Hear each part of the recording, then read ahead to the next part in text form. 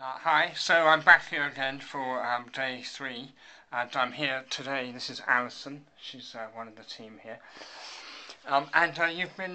Some people have been wondering what on earth Easy Mac is. Well, it's not a pureed Big Mac, as somebody suggested, which really would be quite revolting. It's this little pot, and it contains some little shriveled up dried things That's macaroni. and a sachet. And that's the cheese in the packet before you actually put it together. Okay, is this a favourite of yours, Alison? No. No comment there. Okay, all right. But it was when I was a young lass, but not so much. Not so much now. Okay, well we're going to give it a try. So I'm not feeling quite so excited about today. I had a bit of a nasty incident with a scrambled egg earlier. I think maybe I've been getting a little overexcited, a little ahead of myself, and we'll see how things go today. Okay, bye. So I'm halfway through my workout. I've just eaten a whole slice of cheesecake that size. It's just been eaten. And now it's the great Easy Mac moment. There it is. I'm choking at the thought of it. So I'm going to give it a try. That's what it looks like. Just add boiling water and you have mac and cheese. Okay, hi. Okay, well, you'll be excited as I am to see the empty Easy Mac pot, and it's all in my tummy, every last noodle, so I'm very pleased with that. It went down a treat.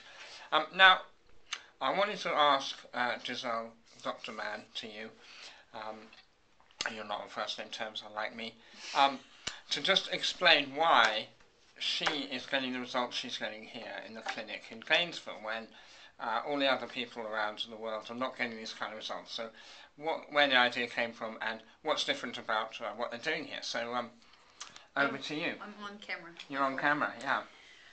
Okay, I explained some of this earlier to Ben, that basically what happened, it's a combination of putting a few heads together across the pond between me working in Australia and Dr. Creary working in America.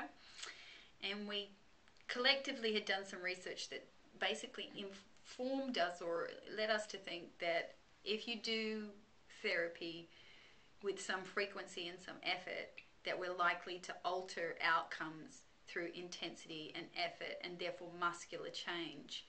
And so originally, having done some work in physical therapy when I was training and having a background in sports and sports experiences, we started to look at swallowing therapy from a different attitude, and that's one of more of an exercise-based intervention whereby the principles of exercise could be applied to eating and swallowing.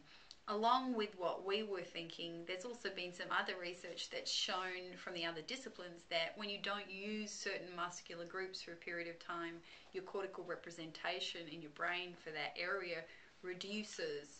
Can you explain to my less intelligent friends what cortical representation means? The part of the brain that controls those motor movements and those muscular systems reduces in its efficiency and size, basically. And so what we put together was therefore a program of eating that mirrored physical training. So it mirrors the development of skills that an athlete in sports, doing sports medicine, anyone going through sports medicine or sports interventions would learn. So form, volume, load, intensity, and then the principles of training those muscle groups so that they build across time by being challenged. And the concept along with that in motor learning of failure, that it's okay to fail. Failure in a safe environment for feeding means stepping backwards and forwards as the subject is able to do so, to build muscle, to challenge muscle groups, and to expand their range and strength and coordination. And that's basically it. So it comes from a slightly different philosophical background, but more importantly, we put it into a program where it's kind of like the DER principle. It's easy to follow, and it helps anybody running the program take a patient from any point along a continuum of eating ability and bring them into normal.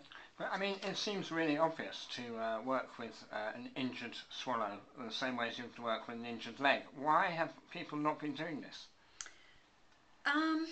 We were originally taught to protect the airway and very much came out of a top-down, if you like, philosophy of, okay, well, we need to protect people to make sure food and fluid don't go the wrong way. And so our focus for many, many years was on compensations and maneuvers that helped protect the airway but removed any of the challenge to the muscular system. I see.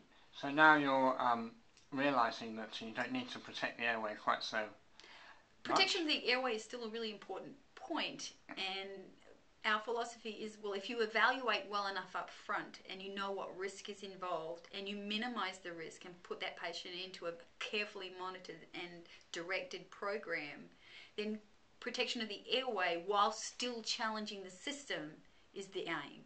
So it's a simple shift and mainly to do with how hard you push the patient. Absolutely. All right. Well, that's very clear. Thank you. So there you go. I hope you found that interesting. More soon. Bye.